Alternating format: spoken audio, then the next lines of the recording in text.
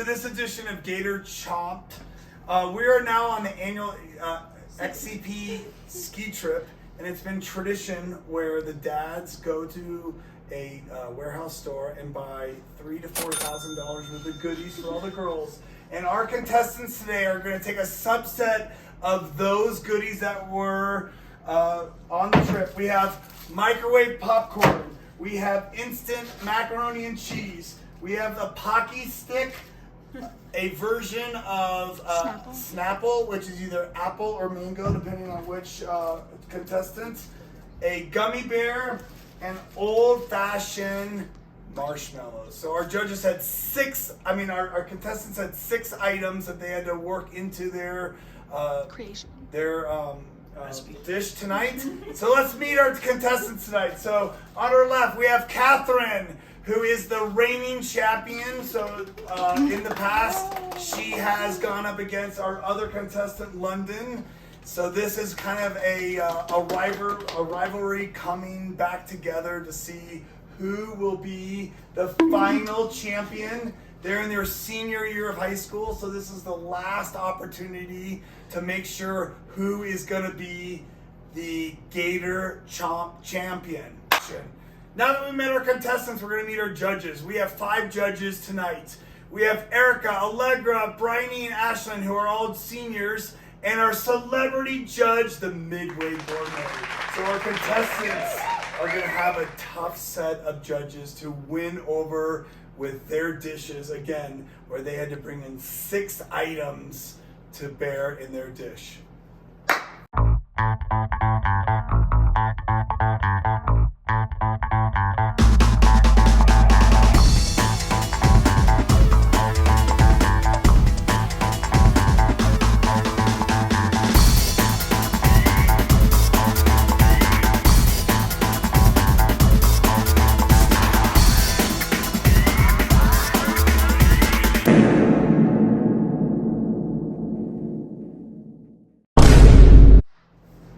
Our first contestant on Gator Chomped is London. London, can you please present your items to the judges?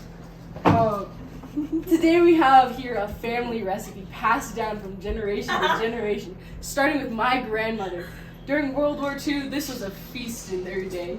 They made a delicious assortment of pasta noodles from Italy, made right in the home, cooked with delicious fruit juice, and surrounded by an array of deliciously chocolate-covered grain sticks topped with an assortment of things. So it's supposed to be very sweet. It's a dessert dish, a delicacy in the day, you could say.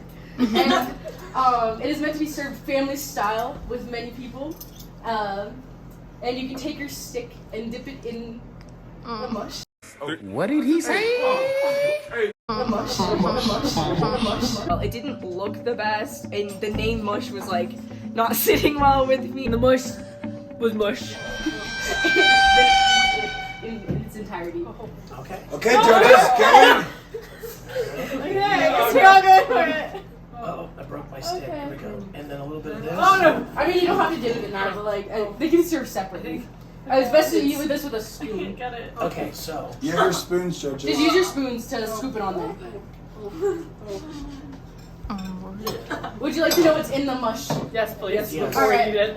So the mush is made firstly by taking popcorn and popping it in a microwavable oven, which are very available, surprisingly, in Italy in 1942.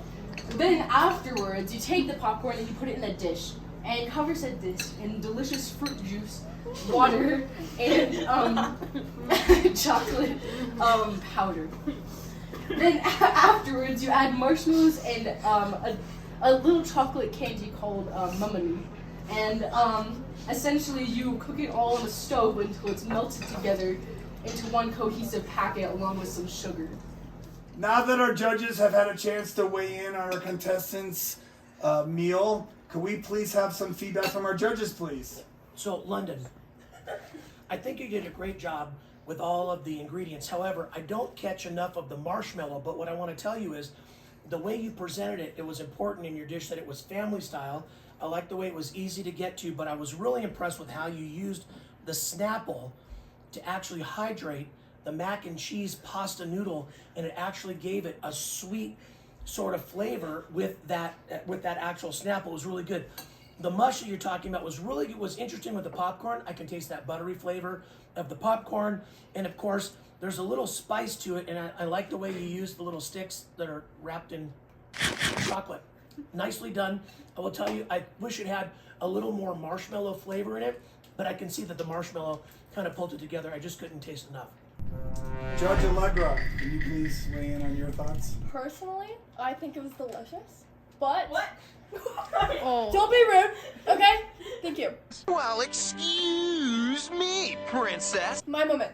So, I just think you needed a little more marshmallow. I couldn't taste any of it. And this, chewy, but fruity. I liked it a lot.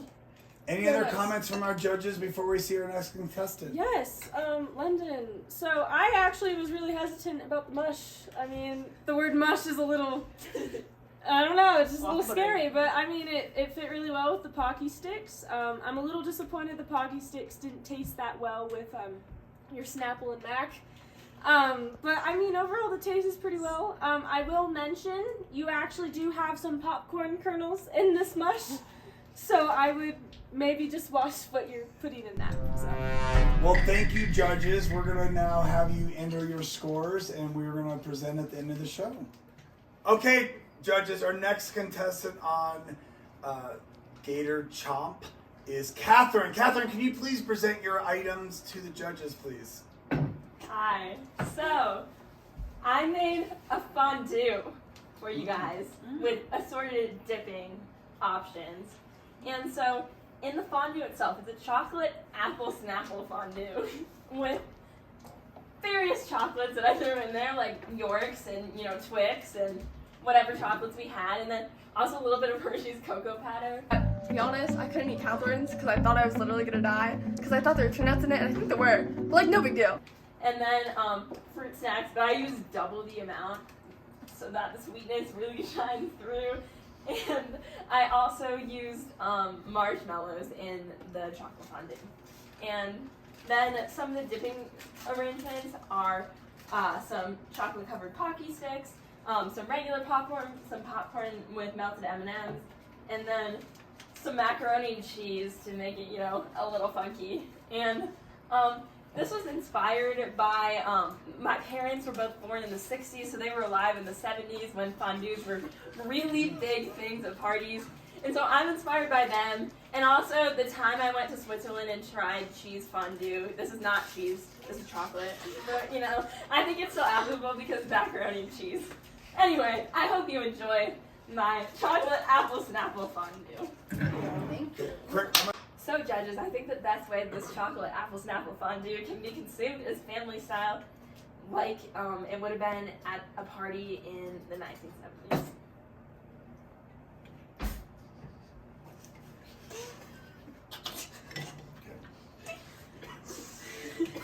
Wait a minute. They ask you how you are, you just have to say that you're fine when you're not really fine, but you just can't get into it because they would never understand. Now that you've had a chance to review Catherine's meal item, can you please weigh in on some of your thoughts? So, Catherine, I really liked the use of the apple Snapple fondue. I like that. It was very creative. However, I was really hoping that the gummy bears would have thickened up the fondue a little bit more so that it would have actually created more of a thicker consistency on top of the popcorn. The popcorn's good. You've done a good job of incorporating all of the ingredients. I'm a little concerned about the pasta. It was a little undercooked. However, it does have a nice flavor with the apple Snapple. I did enjoy that. Overall, I think it's okay, but I think we're missing some of the gummy bears. It really could have thickened up. I think your fondue was a little short on what it was really meant to be. Yeah, I'm a little bit disappointed that you didn't really incorporate the Pockies more. I think you kind of just left them off to the side. But I think you definitely made up for that with the creativity of the fondue. I agree. It was very good. It's a little not pleasing to look at times. I thought that if you maybe spent a little bit more time cooking it, maybe everything would have melted down and make a smooth consistency. I didn't know if I could taste the marshmallow that much, so maybe the marshmallow was not in it that much. Okay, judges, you've had a really tough decision to review our 2 contestants. Have you made a decision? Yeah. Okay, judges, I know you've had a tough decision. Can you please reveal the 2022 contestant that has been chomped? Catherine, I'm sorry, you've been chomped. Oh, Catherine. Now, You know what? I made my peace with it because I think London deserved to win once too, since I won 2 years ago. well, we So good job. believe that you lost because while your presentation was great, we were so excited to have your dips with your fondue, but the consistency wasn't there. Fondue is thick. This was, I mean, so I think we're all just a little disappointed with the consistency. The aroma really gets me now. Yep. Judge, do you have any feedback for our winner? So, London, I think you did a great job putting together all the components on your dish. Thank you, Chef. You incorporated everything that was in there. While we were a little bit short on the marshmallow, we could taste it. However, the only thing that was a little bit off, we did find some of the popcorn seeds, but we were able to overlook that because there was just some seeds in the popcorn, and we're just not going to eat that. We felt that your dish was inherently much better than the other one, and with that, you are the winner of today's Chomped competition.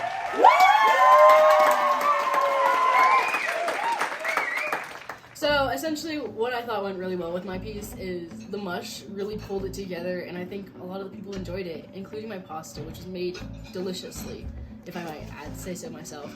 My competition this year was pretty weak. I found it very easy to overcome her. I feel so ecstatic winning this because now I can hold it over her forever. To be completely honest, I was a little bit surprised because my motto 2 years ago when we did it was like, yeah, mine isn't gonna be great, but it's gonna, and it might not look as good as London says, but at least it's gonna taste way better. And so as soon as I saw that pasta covered in the mango slime juice, I kind of thought, I had it in the bag. And I was a little overconfident. I probably should not have thought that way because in doing so, I kind of overlooked the flaws that were with my own, such the undercooked pasta, which is because it was supposed to be cooked for 3.5 minutes, and this microwave does not have second setting, so I went for 3 minutes instead of 4 minutes, and I was probably dumb. What? Bro, what are you talking about, man? And then I also didn't really think about making it thicker, but I think overall the judges' advice is that it's gonna help me, become a better chef. And also, I think that London is wrong. She can't hold it over me forever because we're tied now, and there will be need to be a tiebreaker. Good job, London. I thought both cooks did a really good job, but I did gag and almost throw up on both tries. I felt like the mac and cheese pasta did not go well with the Snapple. Catherine's the fondue, no thank you. And the chunks in it was very unpleasing. It reminded me of I think you could tell what it looks like. They did a good job, but I do give them both a 4 out of 10 for both of them. This was a really interesting competition today. Both of the dishes were super similar, but I mean they both had their differences, good and bad. Catherine's like I said, the consistency wasn't there. I'm surprised I was okay with the consistency from London's mush. It actually wasn't that bad. I'm a little disappointed that they both used their macaroni a little less than what I envisioned, but I hope that both of them can come out with some creative dishes in the future.